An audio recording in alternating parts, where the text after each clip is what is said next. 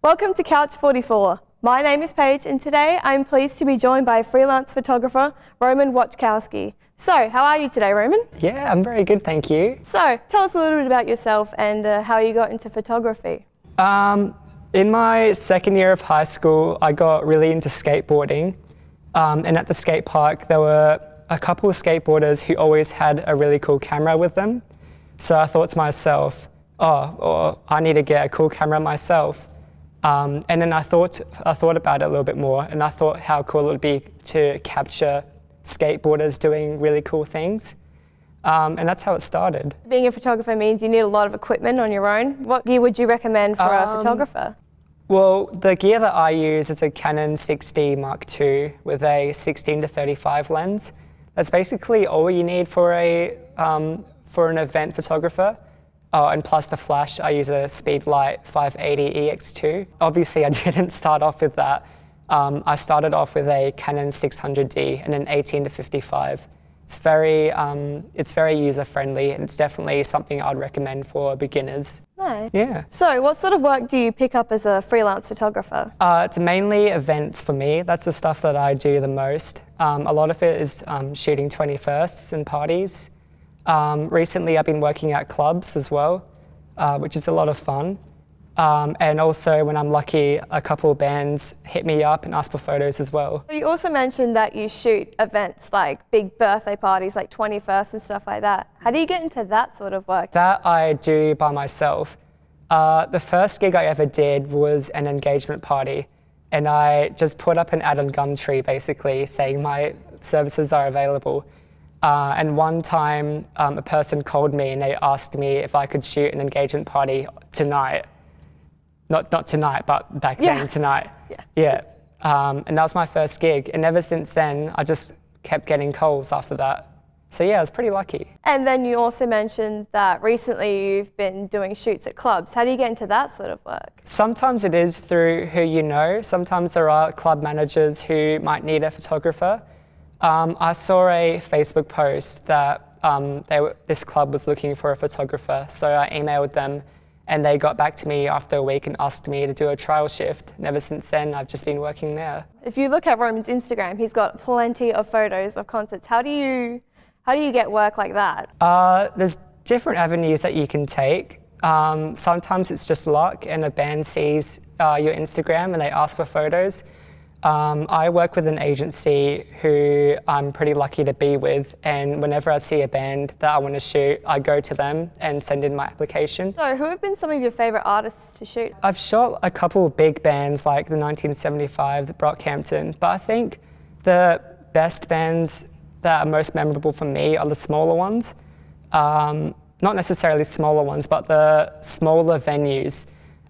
There's this band called Thirsty Merc, if you've heard of them. Yeah. Yeah, they are a pretty big band, but one time they did a gig at a hotel that was just a 5-minute walk from my house. It's a really small and intimate venue, and it was really cool. Felt like a throwback. What is it about the intimate venues that make it so good for you? It's just the atmosphere and the vibe that it gives. I really enjoy personal experiences. The closer I am to people or to an artist, it feels a lot more suited to what I want to do. So I guess that's what you love most about photographing concerts and stuff like that, is you get the intimate experience with the artist. What do you find challenging about this sort of photography? I mean, there is a creative side to it. Sometimes lighting doesn't go to your advantage, and sometimes they overblow the artist. So stuff like that, it does get a bit of a challenge, but everyone goes through that. Even, I reckon just finding work is also a bit of a challenge as well, because you kind of have to make it your own. So it really depends on how much you want to put yourself out there and how much you want to bring out. So obviously you're very passionate about photography. What is it about photography that keeps you coming back? It's definitely the variety that it gives. There's always new people to meet in every place that you go to. So I really enjoy the chance and the opportunity to meet new people and what that brings later. So who would you say would be a great influence on both your work in an aesthetic sense and where you want to be as a career photographer? The first person that comes to mind is Nick Astonai. He's a really cool photographer who has a really nice aesthetic to his work. His color palette is kind of like very pastel-like, which I really find really pleasing. Another photographer that comes to mind is Minchenberg. He's also an event photographer, and he's really inspired me to keep going with photography. I met him at a party one time, and we connected through there. And for some reason, he really believed in my work, which I found really cool. Right, so do you see yourself continuing this work in the future? Where do you see yourself in the next 5 or 10 years or so? I definitely do see myself being in touch with photography, yeah. Eventually it would be cool to work somewhere in the entertainment industry, whether it be with music or with clubs. Yeah, I definitely want to continue with photography and maybe bring it higher. So if there's anyone out there watching who is also interested in photography or freelance photography, would you have any advice for them if they wanted to follow in your footsteps? The thing that I struggle with the most is just confidence. Confidence to put yourself out there, confidence in your work. I feel like that's a really big foundation that you need to have for yourself when you're doing something creative. That would be my biggest tip for anyone who wants to get into photography or any sort of creative medium. So if people wanted to say hi to you for an event or wanted to just look through your Instagram, where would they find your work? You can find me on my Instagram at Wojtkowski Photography. My website is also linked on there, and email me if there's a band that wants to come for a shoot or if you have an event. Thank you for coming in to talk with us today. It's been an absolute pleasure, and good luck for the future. Thank you very much. And thank you for joining us here on Couch 44. My name is Paige, and be sure to tune in next time for more great interviews. Hello and welcome to Couch 44. I'm your host today, Laura Franklin, and we are joined by Joanne Hartstone. Welcome. Thank you for having me. So you are the artistic director of Hartstone Kitney Productions. Can you tell me a little bit about being the artistic director there? So Hartstone Kitney Productions is a production house with my partner Tom Kitney and myself, and it was formed after we decided that we would be excellent at making theatre together. The best way to describe it is I do words and curation. So I'm the one who kind of comes up with the master plan, and he's the one who works out how that's going to be done. It's a real pleasure actually being able to think of an idea, an event, a show, and then be able to see it from that real core idea into fruition and actualization. It's a privilege. So before you became the artistic director, what were you doing before that led you onto that journey? So I was a performer, originally from Adelaide, and also a director, playwright, and a teacher. And a producer. So I'd already been producing in my own right. I'd done 15 Adelaide Fringes in a row. I'd gone to Hollywood as a solo performer. Little dabbling in film and TV, but mostly on the stage. So then when I was in Edinburgh and my partner and I met and our brains collided, it was sort of the perfect step forward to what I was already doing, utilising my performance space and also my education base in terms of teaching as well, to be able to create both a place where we create new work, train new people into the industry, and combine all of those skills to make really exciting live events.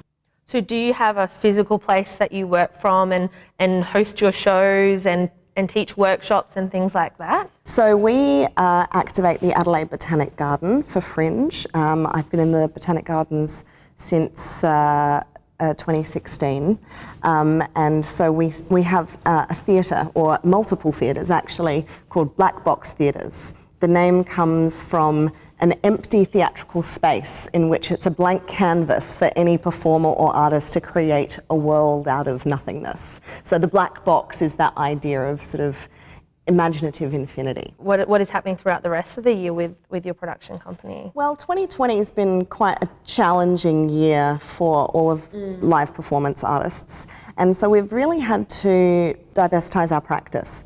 And so we've really looked at digital and seeing how we can blend live performance with the digital craft. Because just because we're live performance makers doesn't necessarily mean we're excellent filmmakers. So we've really had to learn about how to utilize cameras and also how to utilize live streaming into live performance. So that's where our focus has been in 2020. Rather than touring around to different festivals around the world. So therefore we created a thing called Black Box Live, which is of course Black Box Theatre's live streamed, which is incorporating high definition cameras which can live stream direct to people's homes in high definition and hopefully give them a real sense of what it's like to be in the room when sometimes they can't be. Yeah, that sounds like a massive project, and I love how you've adapted to what the world has thrown to you to make something potentially bigger and better, and the new way of creating live performance through a screen. It's really exciting. It's challenging as well because we're having to learn so much about the medium. And incorporate it in the ways that we know. So we're used to using a lot of theatrical elements like lighting and sound design and projection as well as live performance. How does that then translate to a screen, and how do you capture that with a camera without it being really distanced? So it's certainly a challenge, but I really think we're in a perfect place here in South Australia to be able to not only create the content, but then send it out to the world, pioneering this technology in the theatrical domain. So you think that will be something that will be a continuous thing in the future, the Black Box Live, or just live streaming your shows in general? I think that the world has changed because of the COVID pandemic. And I think people's habits have changed. That being said, I think people are also very keen to reclaim what they might have lost. So going out, being in a physical space with people, seeing something happen right in front of them without a screen being involved. So I think that there's still a hunger for that side of the industry still to happen. But it also opens up the conversation for accessibility. Not everyone can go to the theatre, not everyone lives in a location in which they can access theatre, and not everybody can afford to go to theatre. So this kind of becomes a medium to narrow that gap for people so that theatre, live performance, entertainment, music can really start to be part of people's lives on a day-to-day basis without it breaking the bank and also without them having to relocate.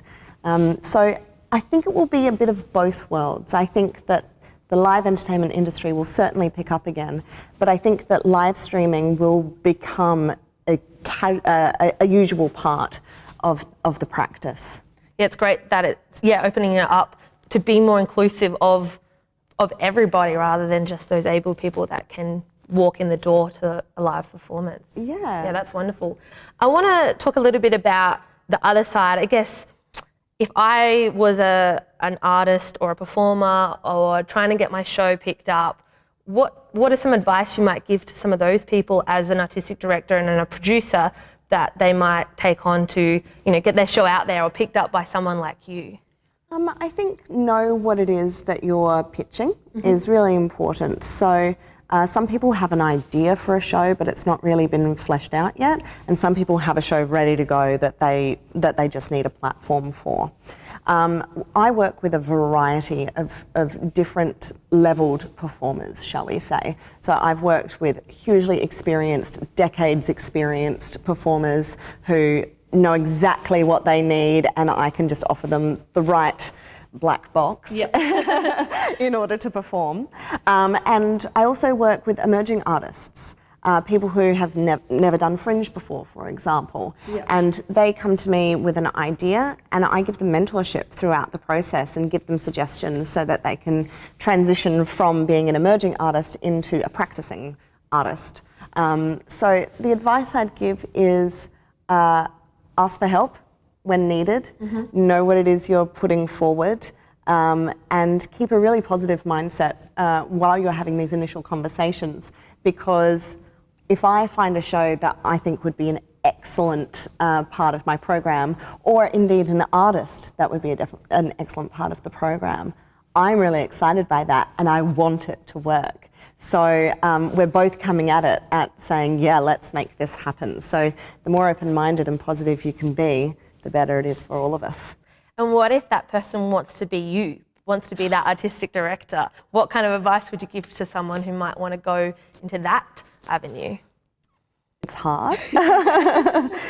It's hard, and there are a lot of other sacrifices in your life that you need to come to terms with. It's certainly not glamorous in terms of, you know, jets everywhere and, you know, expensive dinners and those sorts of things. It's sort of the opposite. You have to really learn how to budget your money so that you can put any savings that you have into these big projects. And that's what I did. I worked as a teacher and still work as a teacher to subsidise these projects so that I know I've got that little bit of bounce money, as I call it, so that I'm not going to have to sell my car if a show doesn't work out or that sort of thing. So having a second career is always useful and helpful to sort of get you started on that financial thing. Artistic directors and producers always have to think about, you know, bottom lines of things. But then once you've got that little bit of bounce money to be able to take an idea to fruition, go for it and work every single hour that you can and ask for help, because if you've got a great idea, people will love to be involved and to help and to see it happen. Some people will say, don't say an idea out loud until you're actually doing it. I sort of think it's the opposite. You know, there's nothing like a bit of pressure of registering a Fringe show that you haven't written yet. I've done it before. Yeah, I have too. So, you know, put it out there saying this is what I'm going to do, and set yourself a goal and allow the public to keep you accountable for it. Good luck with all of those future endeavours. That is all we have time for today. So thank you for coming onto the show, and thank you for tuning in and listening to the inspiring words of Joanne. We hope you enjoyed and took something away from it. We will see you next time. Goodbye. I don't think there was any particular moment where I went, oh yeah, now I want to be a filmmaker. It's kind of like a really slow process. I just didn't know whether to do science and didn't know whether to do media studies. And I saw the course at like Flinders Uni, and I was like, if I get into that, I'll do that. And then if I get into science, I'll do science. And then I got into the film degree, and that was it.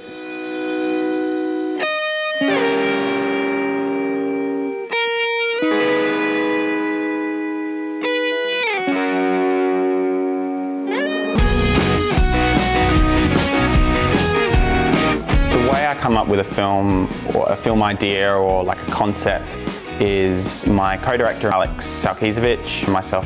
We usually just have a day. We go like, okay, let's set out a day. Let's knock out like 5-10 concepts all in one day. And it's kind of just the two of us going back and forth between what have we seen, what have we like watched recently, what have we read recently, what have we kind of experienced in our everyday lives, and what do we want to tell at this moment. I think that we've built this relationship, and I don't really want to veer off and work by myself or anything. I think the relationship that we've built is really good because we're both there to support each other.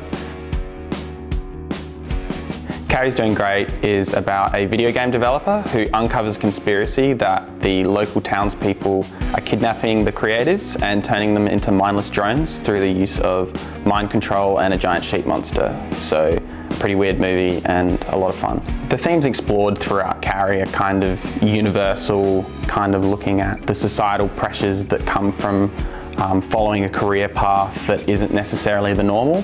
I guess trying to explore that in like kind of a horror context. Big influences were people like John Carpenter, like even Halloween in a way, and then like Jordan Peele's Get Out was another one. What was really special about that movie was working with the same cast, working with the same crew over this long period of time, and it was one of those weird experiences when you finish the process, you kind of go, oh, I kind of miss doing that every now and then, and it's nice to finally be able to show it to everybody in a cinema through like Adelaide Film Festival and have people actually watch it because it's been such a long process. I think the best advice I can give to upcoming filmmakers is kind of continue working on creative projects, find like collaborators that you work really well with and really enjoy being around, because at the end of the day you're going to be with them like hopefully for the rest of your career, and like just be really genuine, be really like nice, and I think the most important thing is be extremely thankful and aware of people's time, because you know a lot of people help for free and whatnot, and I think you know making sure that you're not taking advantage of people is the most important part of, I think, the filmmaking process, especially in Adelaide.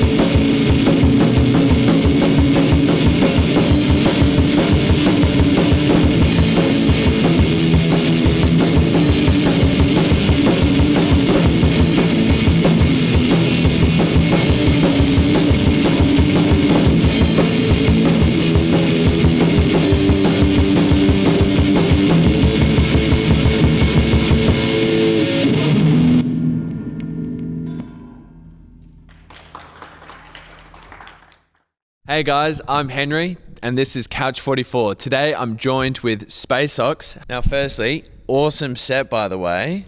So what was that song called? The song was called We Found a $2 Coin at Cranker, and it inspired us to write a song. So how has, COVID-19 shaped the way you guys make music or gig and everything else? I think it's a lot more like electronic. Like you use MIDI drums like a lot more when we record and stuff. Yeah, just to get like a backing track of some sort, a bassist. because we can't actually do it live somewhere. So yeah, it's been a bit difficult, and obviously not being able to jam together or rehearse for a good period of time, and you know, a couple of times after that. With all that in mind, is that going to become a regular thing in your live shows? You know, with the introduction of technology and everything, like the MIDI drums, you know? Yeah, good question. And I mean, like, we're trying to, and we're trying to figure out a way to even do that as well, because I guess when you're playing live, you kind of get into it, and if you click play on like a backing track, it's a bit hard to follow. So we're trying to figure out a way to incorporate that. And I guess our release, Milkshake Jam, has that kind of more electronic feel and electronic sounds to it that we have to somehow fit that in to a live show if we were to play it. So yeah, we're working on that, and it's hopefully something we can figure out. But we're wanting to move more into gigs, because I feel like we have a lot of fun doing that. So absolutely. I mean, that's where the fun is. And you know, you guys can get wild upstage, you know, especially during that performance. Lemon squeezy. That's it. Now this is going to get a little bit philosophical. Now, guys, what's something you wish you learned before joining a band or forming a band? What's something that somebody should have told you, you know, before making one? Yeah, sound would be really cool. You know, it just adds so much more versatility. It adds to your repertoire of what you can do. Absolutely. Yeah. I feel like almost not really what I would have wanted to learn, but more kind of, or I guess you could learn it, more learning to network a little more. Obviously, you know, age is a bit of an issue, but like learning to network a little bit more outwards, so then you can get to know some people, and that's like kind of like a boost or a jump start or something like that, I guess. Because like, you know, trying to start on your own in a band with like not really any popularity can be a bit difficult, and it's like hard to kind of like find venues that will even trust you to pull a crowd and that type of thing. But yeah, it's like that's one of the things I would have liked to do before I guess starting a band and kind of getting in that scene beforehand. But you know, we've adapted to it just fine. Anyway, it's just been a bit harder to try and, you know, get your foot in the game. Yeah, I mean, it's I guess that's one of the things that we don't see on stage. You know, we don't see that aspect of, you know, being in a band. Is, you know, you're managing your own social media accounts. You know, you're dealing with venues and everything else. So, you know, it's definitely, it's a tightrope, and it's pretty interesting. I guess to, you know, almost wrap things up, like, what's the plan for, I know it's a bit hard to plan for this year and everything, but what goals do we have for this year? More songs, more gigs? That sums it up pretty well. Yeah. Just, doing more, I guess, you know, and having a bit of fun on the way. Absolutely. Yeah. Well, guys, thank you so much for joining me. That's okay. And on Couch 44, once again, awesome set. Keen to see you guys out there rocking in and everything. Well, this is Henry signing off with Space Ox, and see you next time on Couch 44. Cheers.